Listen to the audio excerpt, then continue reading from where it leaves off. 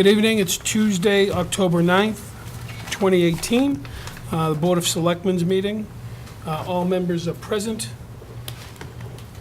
We had an executive session at 6 o'clock for the purpose of discussing negotiations with Jeffrey Hull, Town Manager, over the terms of a potential employment agreement in accordance with Massachusetts General Laws, Chapter 30A, Section 21A2.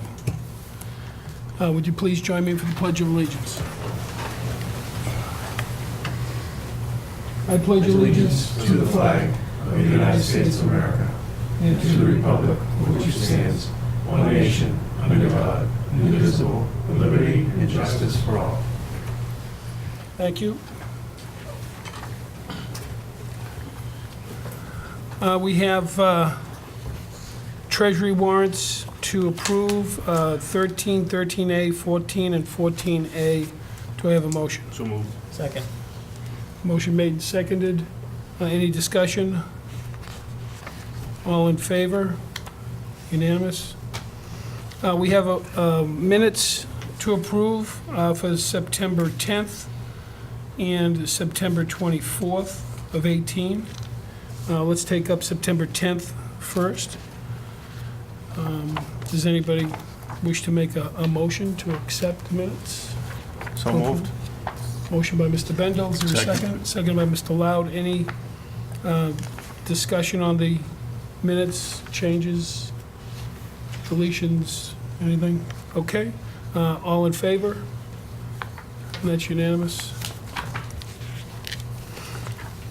And we have a second set of minutes for September 24th. Is there a motion to accept? Second. Made by Mr. Eaton, seconded by Mr. McCoy.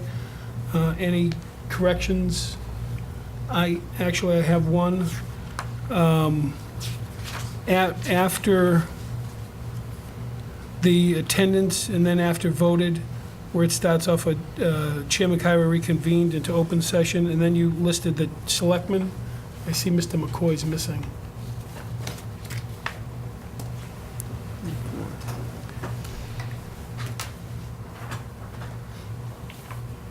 I was going to call you and just tell you, but I figured it had to be done during open session, so. So if you could add Thank you. Mr. McCoy's name to that. Does anybody else have anything? Okay.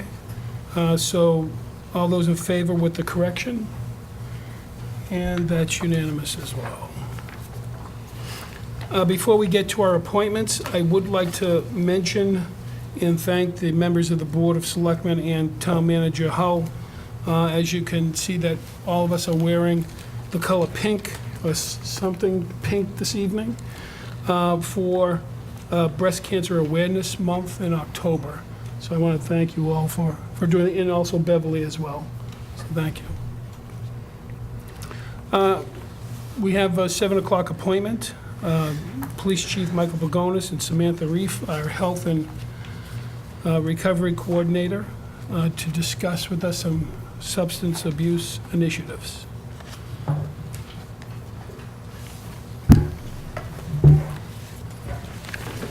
Good evening, Mr. Chairman, and the Board of Selectmen, Town Manager Hull. Thank you for asking us to be here this evening to give you what's turned out to be like an annual update on how we're doing relative to substance abuse and mental health.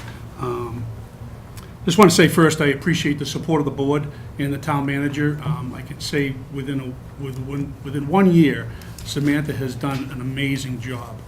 I couldn't imagine the successes that we have had, but they're born off of primarily her efforts. With a little bit of guidance from myself and several other department heads, she's taken the ball and run with it. She is pretty much an institution in town now.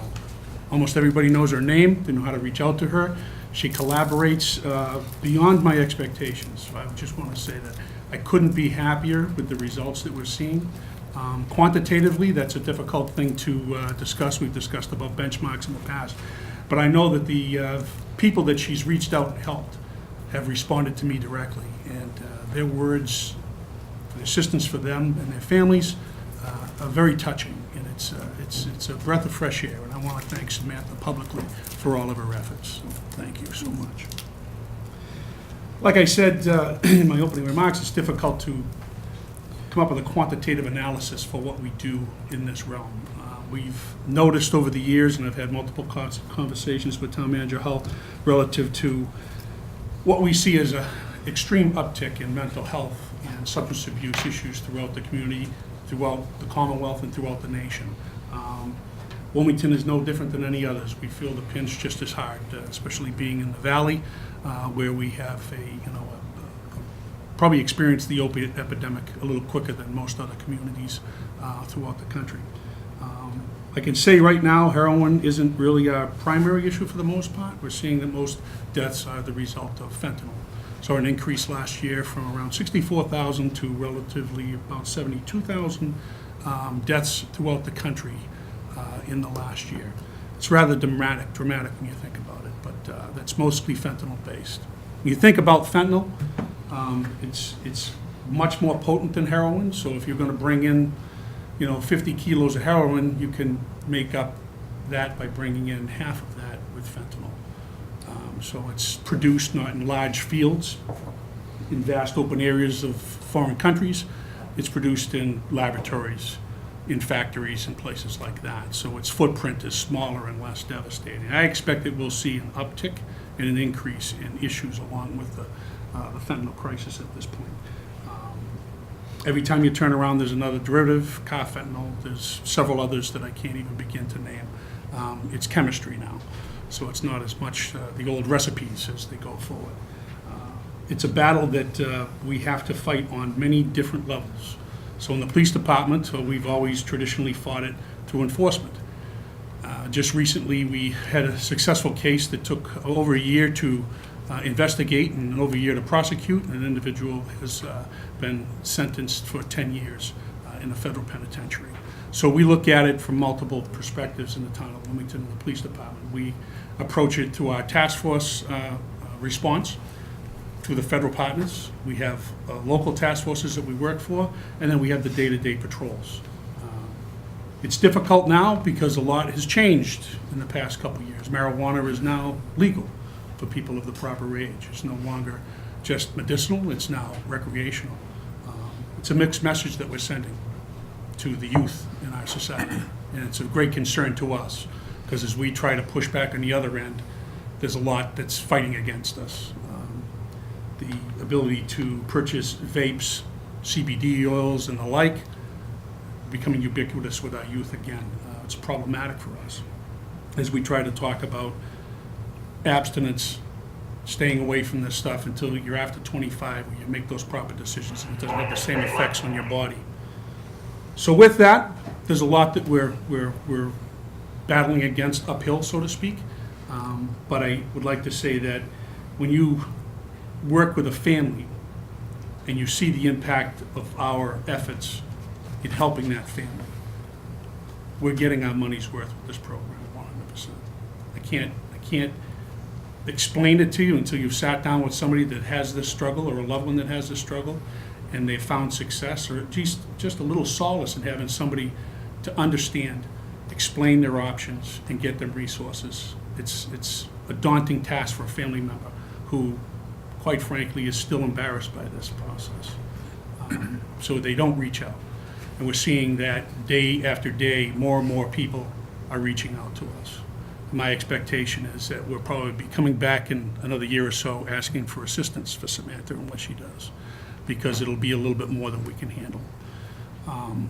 Samantha will cover a grant that we have been, I guess, blessed that Parry has received, because they're going to partner with us and 2 other communities to provide resources for us to help in the battle every day of keeping people on track with their substance abuse recovery. So with that, I'll pass it over to Samantha, but I do want to thank you all. And it was a long battle for a long time to get Samantha here, and I just want to tell you that your decision has not been without great success through the community. Thank you. Good evening, guys. Thanks for having us. I just want to kind of run through kind of some of the things that we've been started or kind of have been continued on in the last year. I've been here just over a year, and kind of just run through some things briefly so that you know what we've been up to and kind of on maybe a police level, but also a community level. This certainly doesn't impact just people that are coming to contact with police and fire. It's, you know, it's a wide variety of residents of Wilmington. So about a year ago, I was hired as the substance abuse coordinator, and we kind of changed my title to health and recovery coordinator to be a little bit more inclusive and maybe a little less stigmatizing, to encompass more of the realm of people that we were trying to reach out to or kind of could receive services through this position. And I think that title has kind of taken off a little bit better. And within the last year, we've been able to establish some really great partnerships, both within town, if it's different department heads or different organizations or agencies, or, you know, just town-run pieces, which has been really inspirational, but also really critical in some of the cases that we work in with some of the families. You know, if we're working with an elder, pulling in elder services, pulling in Minuteman, pulling in all these different resources that are available to our community, really just provides extra resources and extra supports for a family, for an individual, so that they don't have to go through this alone, and everyone can kind of be at the table for them. We also, you know, receive services through, whether it's, you know, psychiatric emergency service, through advocates, or I'm part of, you know, different kind of task force that serve in multiple communities, so that, you know, this isn't just Wilmington specific. We are partnering with different communities so that if we get a call for someone who might live in Acton, I can call out to Acton and say, you know, I have this case, do you want to kind of take it over? So that we're really kind of being appropriate of where we're putting our resources and making sure that the right people are in that conversation.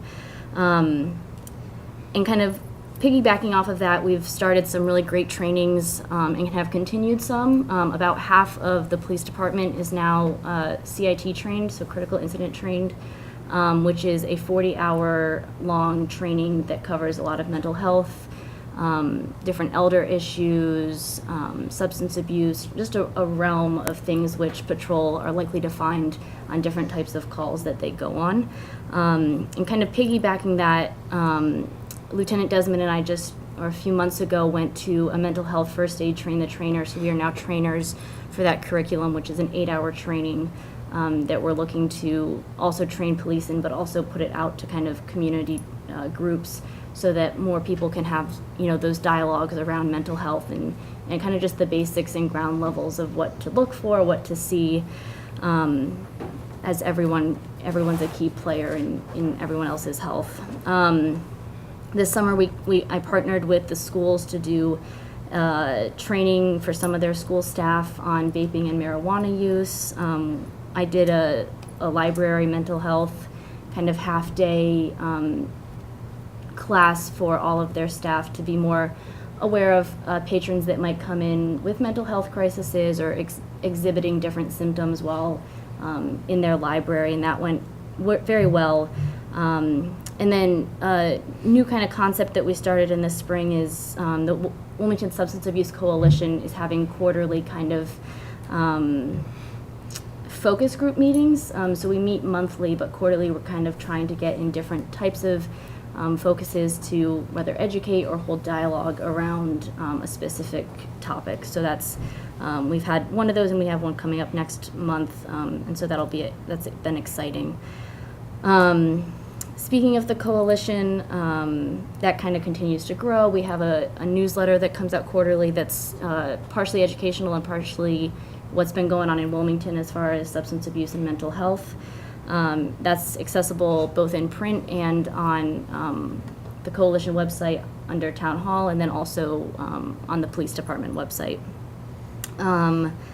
A few months ago, I started working evenings on Mondays, so I work 2 to 10 on Mondays to help kind of bridge the gaps of, you know, not all crisis and not all things happen between an 8 and 4 day. And part of that has been doing some co-response work, so I'll be in a cruiser for a shift, being out kind of in real time, being able to meet with people who kind of fall into a specific wheelhouse. So if there's mental health, substance abuse, the like. And most recently, we had Recovery Month, which was kind of a September effort, which a lot of different partners in town kind of pulled their strings and came together to really raise awareness and education around substance abuse and mental health, and the celebration that can occur around recovery from both of those pieces. We had the 3rd annual vigil, which was in mid-September, which was pretty great, very heavily attended. Sons of Italy donated funds to turn all the lights on the Common Purple for the month, and many other partners kind of came together, whether it was to provide resources to attendees or just to really bring everyone together so that there was a sense of community and fellowship at that. We also wrapped up at the end of the month a donation drive in which a lot of very generous people in Wilmington donated supplies which will be directly donated to DCF for kids who are impacted and removed from homes due to either parent or guardian involvement with mental health or substance abuse. And we got a very generous amount of donations from that. The school partnered with us to do kind of a anxiety and youth parent night series. So there was one October 2nd, and there's another one coming up at the end of the month, and partnering with McLean's to have speakers come in for parents to kind of have dialogue around anxiety and what that looks like, and how as a parent you can work with your kids around those conversations. As the chief mentioned, we are a beneficiary of a PARI grant, which was given through the Cummings Foundation. What that grant entails is 1 full-time coordinator and 3 part-time recovery coaches. Wilmington, Woburn, and Billerica PD will each receive a part-time. Burlington. Sorry, what did I say?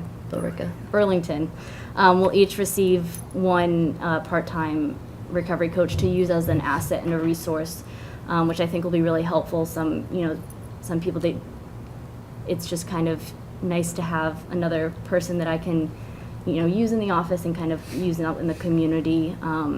And so we're excited to kind of get that kick-started.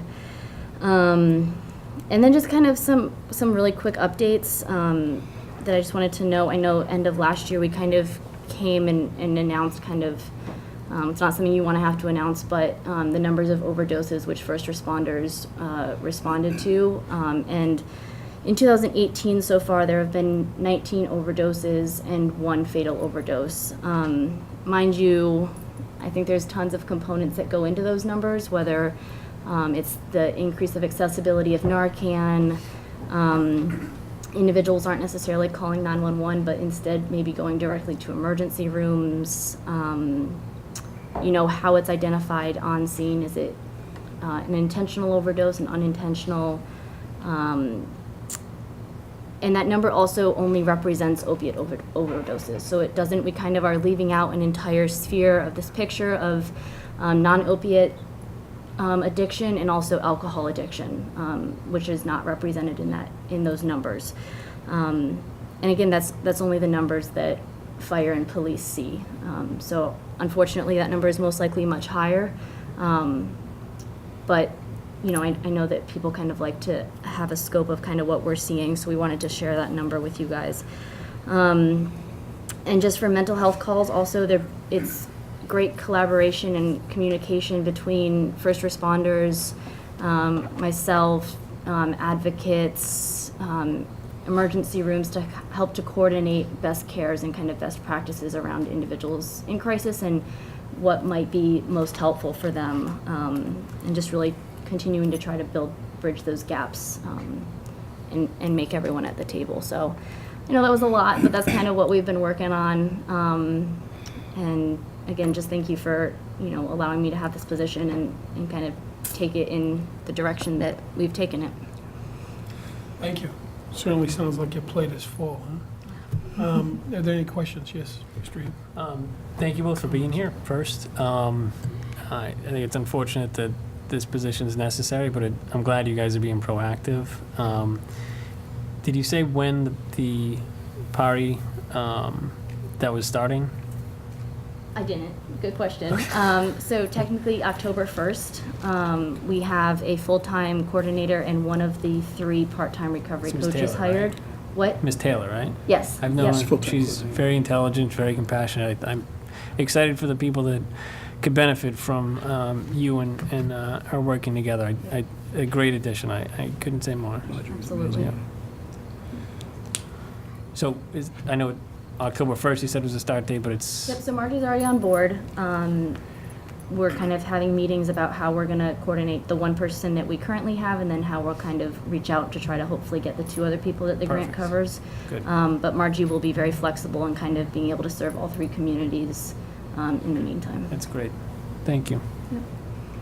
And this is for a whole year, this one? The grant is 2 years, with the intention of the position being 1 year and then a second year. So we'll have 1 person for a year and then a second person for the second year. Pari partnered with AmeriCorps, and so what they do is it's a 1-year service agreement.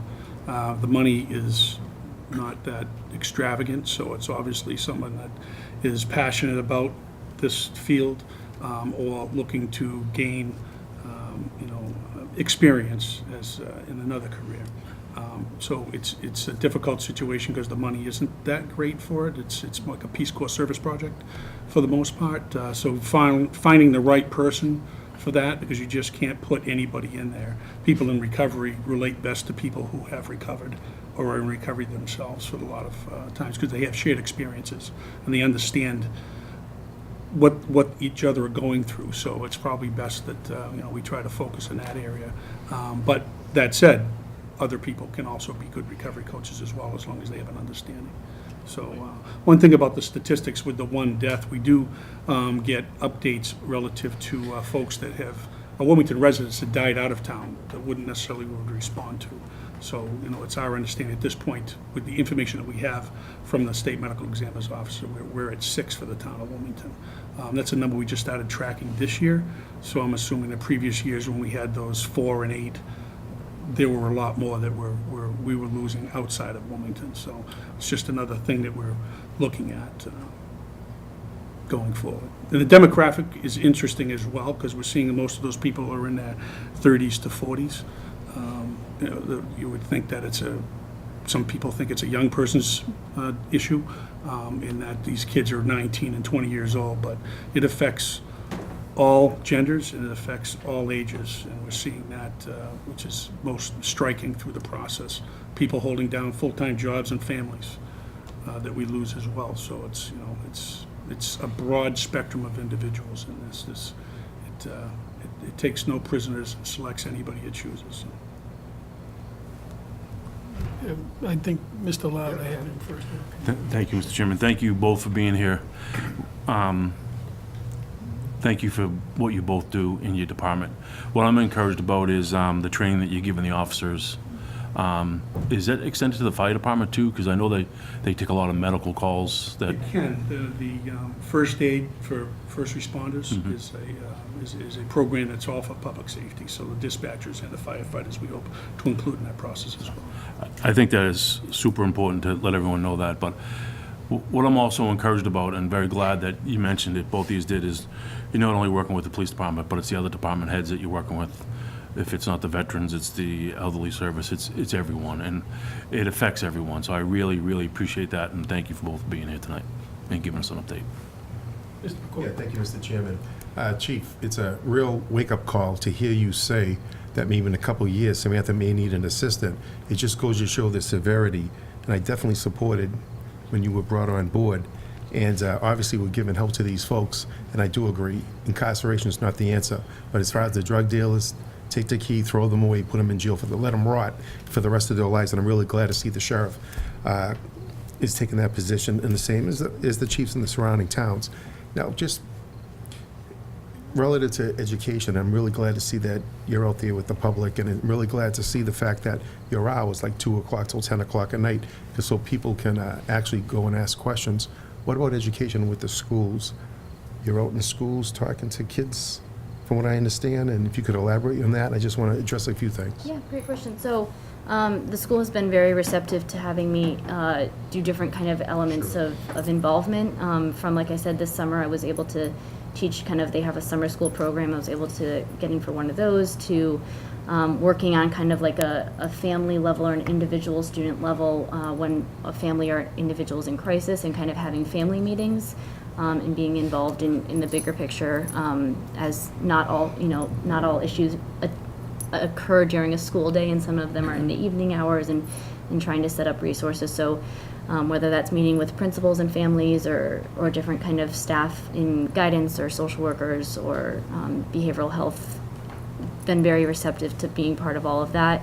And also working kind of a new project that we're working on is life skills, and how to incorporate that into different realms in kind of an avenue. So we have some different things. Some are kind of formal, some are informal, but it's a great first step, I think. And I've only been here a year, and so it's very refreshing just thinking over the last year how much they've already kind of let me into their district and their school. In closing, Mr. Chairman, it's really nice to see that the town is unique by having a coordinator like yourself to hit this head on. And I get it. A lot of folks up here definitely get it. There are a lot of folks that lost loved ones, and your hearts go out to these folks. I mean, it could happen to me at any time. You never know what's going to happen. And a lot of folks mortgage their homes to help their kids. I get it. I totally get that.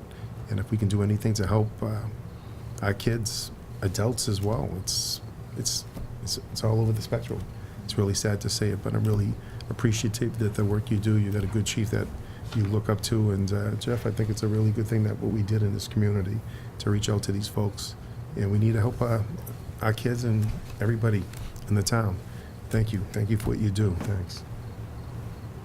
Mr. Bendel? Thank you, Mr. Chairman. Chief, thank you very much. Samantha, appreciate your presentation, and thank you guys for being here. I mentioned a few weeks back at the vigil that I'm really, really proud of the investment that our community has made in your new position, but I'm more pleased in the investment you've made in us. So I really appreciate all the work that you've done.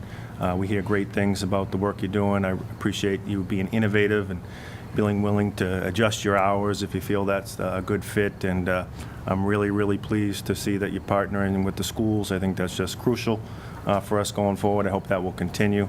And I also want to give a shout out to Margie Taylor, congratulate her and wish her well on her new position. And again, thank you so much, and I think this is just a really valuable resource for our residents, and I would encourage the manager to continue to make this part of future budgets going forward. So thank you.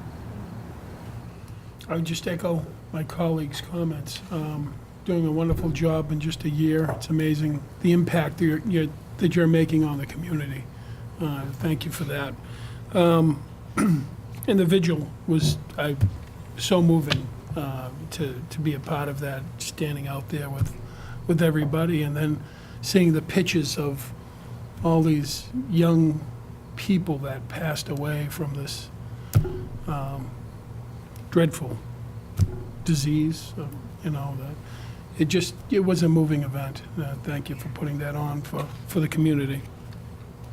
Mr. Hall, Yeah, I just want to, first of all, acknowledge and thank the chief for his foresight on this issue. I know we've talked about the issue of the nexus between mental health and substance abuse now for a few years, and he's really been in the forefront in terms of looking at it from that perspective, and also recognizing that law enforcement is more than just arresting folks and seeking to put them away, but to some measure it's a social service agency as much as it is law enforcement. So kudos to the chief in terms of being on, drawing my attention to this, and getting me to focus on the need for these resources. And certainly to Samantha, I think it takes a particularly unique type of person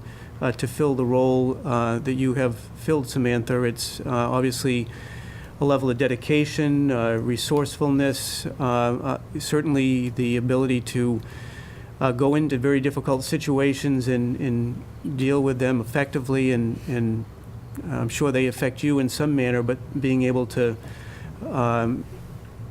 be resilient, I guess, to those kinds of situations. So I appreciate your efforts. thank you. Thank you for coming.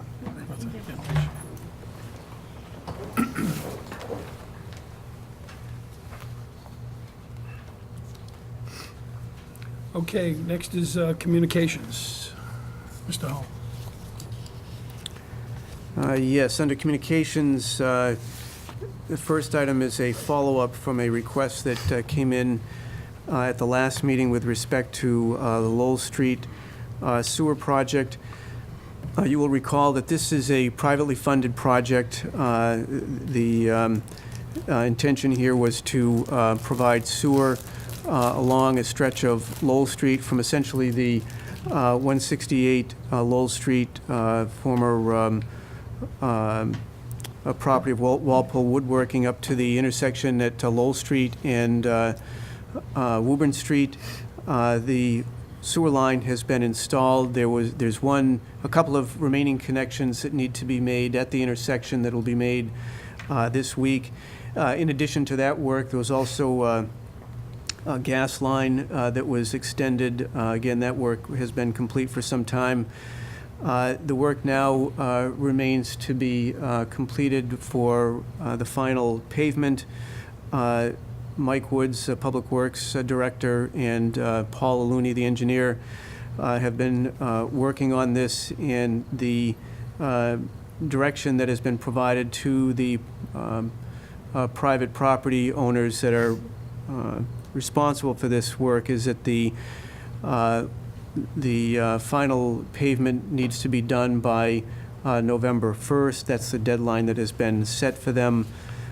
We do have a bond for the work, so in the I would say unlikely event that the work doesn't get done by the time required, then certainly the town could use the bond for having the work completed. But as far as I know, based upon my conversations with Mike and Paul, we fully expect that the work will be done to provide that final paving. I would note that the paving is going to be on the, most of it is going to be along the eastbound lane of Lowell Street.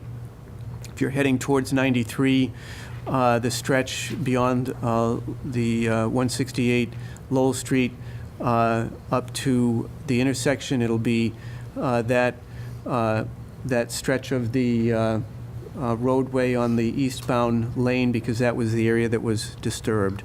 So they'll initially go in and do some milling of what is there, and then do the final paving. Mr. Chairman, if I could, Jeff, just a couple of quick questions, because I know I brought this up, and I'm really glad to hear if that's going to be the true date, November 1st, it's going to be complete. But just a couple of quick questions. I mean, as you drive down Lowell Street, it's horrible. I think we all can agree. The car just bounces everywhere. Your Suburban or whatever vehicle, it just bounces everywhere. So what you're telling me is, I know, and I'll use an example, National Grid, if you take a look, they put in their binder, they did a little grinding later, then they put the top coat. Did a great job. You see that big black strip, and it looks great. But the sewer, I know it's private. You're telling me by November 1st, now I just don't want to wait, because someday I know the state's going to do some work, hopefully at the intersection, but it's all privately done. You're telling us by November 1st, the private contractor, any of the sewer connections that he has done, any of the length of the sewer, they're going to do the same thing as National Grid. They're going to grind that down, make it, that way they can put the top coat on it, and it's going to be all nice and smooth. We're not going to wait for the state to hopefully do work in 3 years and the private developer, well, we're going to wait for the state. No. Anything they dug up, they're going to take care of by November 1st. Yes, that stretch where the trench currently runs along that eastbound lane, essentially in front of Textron up to the intersection, and then there's a stretch just beyond the intersection that is actually in the westbound lane where there's a connection that was made. That will also be included in the project, but the deadline that has been set with the property owners is November 1st. If it turns out it's November 2nd or 5th, No, I but can- clearly the intent is November 1st. I could live with it if it's going to be a few days. I just want to get it done, because it's horrible driving up and down that road. And just a friendly reminder, it's almost a whole year since they started digging that road up, and now it's finally going to get done, you know? I just take everyone for what their word is, and that would be fantastic. You know, if it's a few days after November, I'd be happy. Thank you.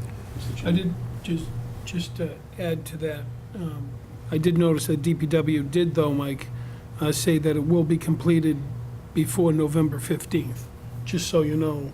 I know the Right. projected date is the 1st or the 2nd, but it may, depending upon weather, I'm assuming, could go out as far as November 15th, Right. just so, okay. Yes, Mr.? That's what I was gonna say. Oh, okay. Thank you. Oh, that's fine. And just one more quick question. I know the bond's only $10,000, and I'm expecting that they're gonna do the job correct, because I don't think $10,000 is gonna get us anywhere far. What was the bond for National Grid? They had to put up a bond, I would assume. Do you know what the bond, what that was? I don't have that number, but my expectation is that, the bonds are set based upon the anticipated value of the work to be done. So I would expect that the money that we're holding would be sufficient if necessary to do the work. All right, no, I just hope so, because I don't think today $10,000 can't hot top a driveway in a residential area. Let's be honest about it. And I would hope to think that, we're quick to draw if somebody in a subdivision, I served on the planning board, doesn't complete the sidewalks, berm, and the road. There's a lot more than a $10,000, and I was on the planning board in the 80s for a bond. I just hope that it's gonna get done right, which I'm sure it will. I just hope that we don't learn from any lessons from this. And I'm confident that it will get done, and I hope it does. Thank you. Next is correspondence from Sharon George, the town clerk, just providing information about the upcoming elections. As you know, the election is November 6th. The polls will open at 7 a.m., be open until 8.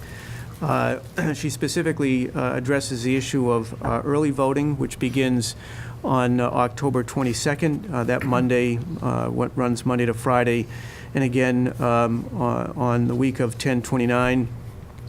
People can come in during the business hours and vote at that time. Also on those two successive Mondays, the 22nd and the 29th, the offices will be open later for people, open until 7 for folks that want to come in and vote. In addition, there will be one Saturday where the town hall will be open from 8:30 to 12:30. Polling station will be set up here for people to come in and vote. If there are any questions that people have about whether any part of the process or whether they're registered, they can call the town clerk's office at 978-658-2030.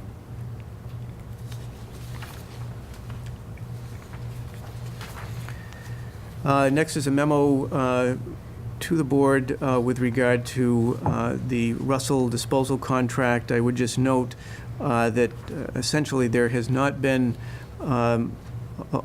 much in the way of change. In fact, there is still an issue with the performance bond. I would note that the Public Works Director and I had conversations with our colleagues in two other communities, Chelsea and Walpole. They are in a similar situation in that they have the same contractor collecting their recyclables. They also do not have a performance bond, and as we have elected to do, they've also taken the position that they are monitoring the service that's being provided, but they recognize, as do we, that to pull the contract and to seek out another contractor at this time, it's going to cost significantly more than we're currently paying. So we are keeping each other informed as to any changes that may happen. I would also just note there was an article, in fact, Selectman Loud brought it to my attention. It was in the Boston Herald last week that talks about the issue. It quotes Jeff Beckwith, who's the executive director of the Mass Municipal Association, as he expresses a concern about the impacts to cities and towns. I think the other noteworthy comment here is made by a representative from DEP that talks about part of the challenge here being that the recycling waste stream, if you will, is being contaminated, so to speak, in part because people who are participating in the recycling program are putting materials into the recycling bins that are not recyclable.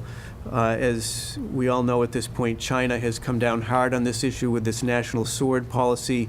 Apparently they were receiving a significant amount of contaminated material or material that wasn't recyclable in the waste stream and have essentially shut down their market to us, which is creating some issues. I think it'll take some time to work through this, and we'll continue to monitor the situation and follow up with Russell with respect to the bond. The next memo is just a brief update with regard to some correspondence that the board received several weeks ago at this point. You'll recall that Mike Newhouse submitted correspondence dated September 5th, seeking a meeting with the board to explain a request that he was making of the board to consent to his representation of a company by the name of GFI to propose a potential alternative to the transloading proposal that's currently on the docket at the STB. One of the other part of that correspondence was seeking to have the representatives from GFI come in and discuss in some detail what their proposal would be.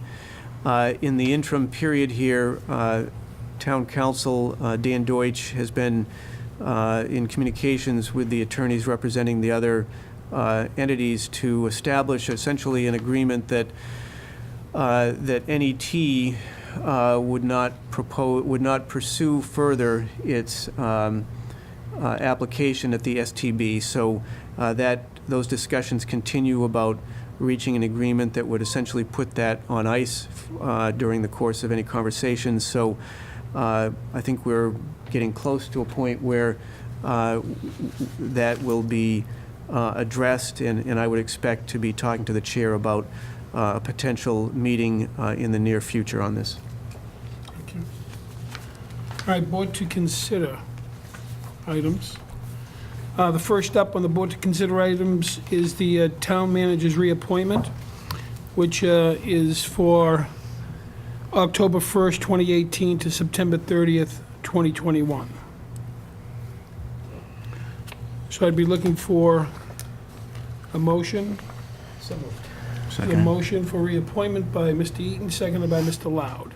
Mr. Chairman, Any can we have a- discussion? Thank you. Yes. Can we have a little discussion? Could I say something, please? If I could, I just want to make a few comments. In 2011, when I was running for re-election, I don't believe anybody was sitting here at the time. Your brother, town manager, Michael Kyra, did a good job. He put in his notice of retirement. And we were going to do a nationwide search.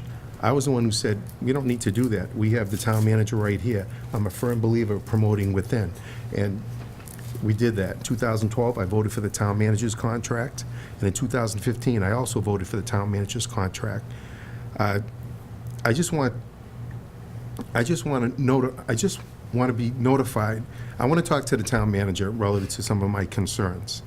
I just want to be notified, Jeff, when things are happening in town. It bothers me, and it's a concern of mine, when someone in the street tells me something that's going on, and I should have known about it. I did state this over a year ago relative to a concern that we had in public. We've had disagreements in the past, and I'm sure we'll have disagreements in the future. I will be respectful of your concerns, and I want you to be, as town manager, Jeff, respectful of my concerns. I want to see improvement with that, Jeff, relative to me when it comes to communication. I will support your reappointment, and I want to show some solidarity. But I'm reaching to you once again to sit down and have a conversation, and I would like to be notified. That's where I want to see some improvement relative to communications. But I'm going to show some solidarity and show you some support and move forward. That's all. Any other comments before the vote? Okay, all those in favor of reappointment of Town Manager Jeffrey Hull from October 1st, 2018 to September 30th, 2021, please raise your hand. And it's unanimous.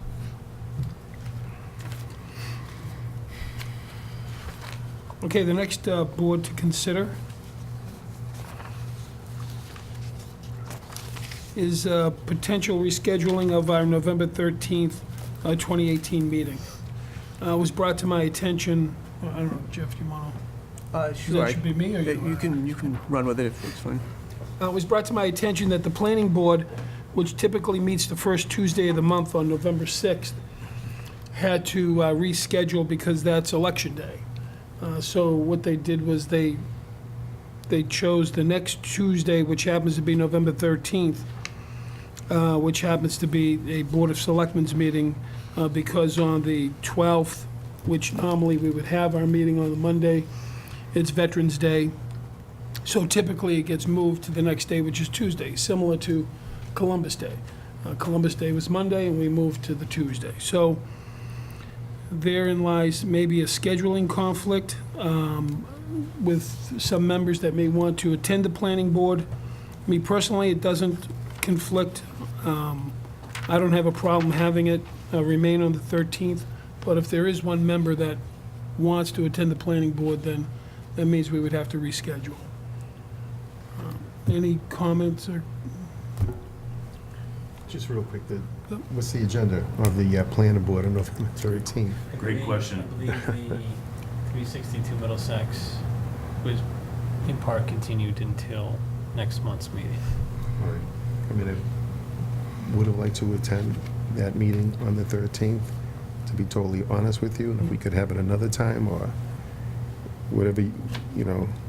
I mean, if it's not, I don't know what's the agenda going to be like if I have to miss the selectmen's meeting, as long as you don't have Yeah. anything out of the ordinary, No, you know. I don't want anybody to miss the selectmen's meeting. Yeah. If they can't, well, we'd have to move.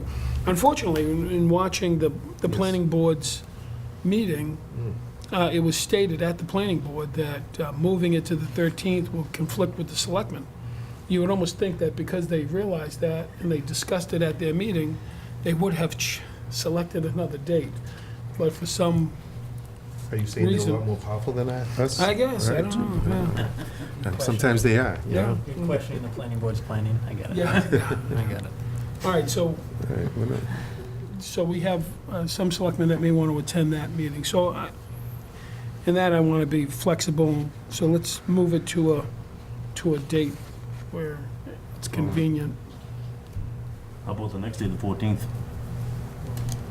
I'm just throwing that out there. Start just- the discussion. You cannot do it? Okay, school committee's the 14th. Oh, now we're getting pushed by the school committee.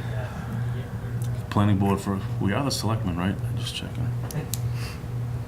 That's not my choice, It's right? no big deal. I don't know. What's your call? Oh, What's your pleasure? it's the board's pleasure. I'm available the 13th.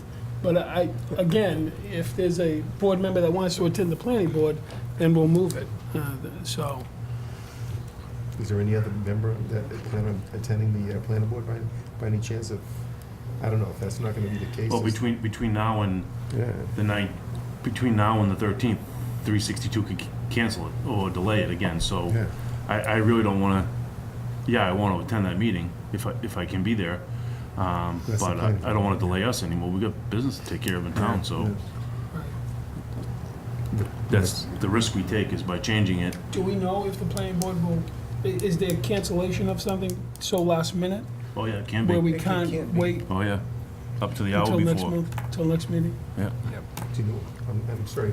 I apologize. I didn't hear right. Do we know what time 362 will be on their agenda? Yeah. Because if that's the possibility, I'd go to that and just come to the meeting if it's if you're working it. I have no issue doing Do that that. as Just come well. straight here. Their meetings start at 7:30, so they start half an hour after the board meetings start. But I don't know offhand when that will be on the agenda. Can we be flexible with the starting? Could they start at 8 o'clock? Can we start at 6:30? I mean, can we adjust the time? Not that I'm saying that we'd run a... I can come early on the 13th if you need me to. Yeah, I can do that. sounds good. I can do the same thing. Yeah. If that's on a Wednesday, No, it's No, Tuesday. Tuesday. it's on a Tuesday. Okay. Yeah. All right. Great. Now, Let's see if What we do you can think make of that? happen. Wednesdays and conflict with my Start at Chris. 6:30, we can certainly do that. In terms of the planning board, offhand, push back? I don't know if they have any already posted hearings. Typically, they have to post hearings in Okay. advance, and so I don't want to... So I assume that their meeting's going to be in the auditorium and ours is going to be here, or planning board's going to be in here. Well, the selectmen will be in here. Yeah, I think You know, that's... The planning board can go to another, But that's go to fine. another That way, room, with all due respect to the planning board. all right, it's good. So we're going to be doing a double header that night. That's fine with me. Unless you don't want to be on camera on the 14th, and we can have it. Yeah, no, that sounds good. 6:30, fine. All right, so the meeting will be posted for 6:30 on the 13th. Because you'll have to move a physical therapy appointment again, if that's all right. And then the other item, I just wanted to get a read from the board on. Typically, the board meets once in December. That date, the second Monday would be the 10th. Just wanted to confirm whether that is in fact the date. Well, I guess two questions. One is it still your intent to just have one meeting in December? And if that is the case, is the intent to meet on the 10th, or would you be considering pushing it back to the 17th? 10th works for me. Any thoughts on it? 10th, fine? Just Okay. one meeting? That's good?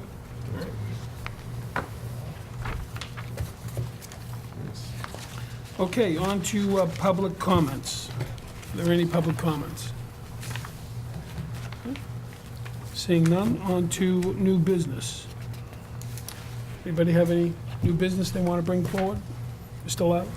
I have my shout out to, first of all, I'd like to talk about, I came to the opening day of the pickleball courts, practically right behind us here, and it was a huge success. I want to thank Tom Pizzara and Jim Buckley. They worked very hard convincing the town and the townspeople and the special town, not the special town meeting, but the town meeting that we had to get the funding for the pickleball courts. They look beautiful out there. I saw people out there tonight, and the few visits I've had in town hall, they've been a great success. So I want to thank those two gentlemen and their friends, and Tom actually spent some time that Wednesday to teach me the rules and regulations of the game. It was pretty neat.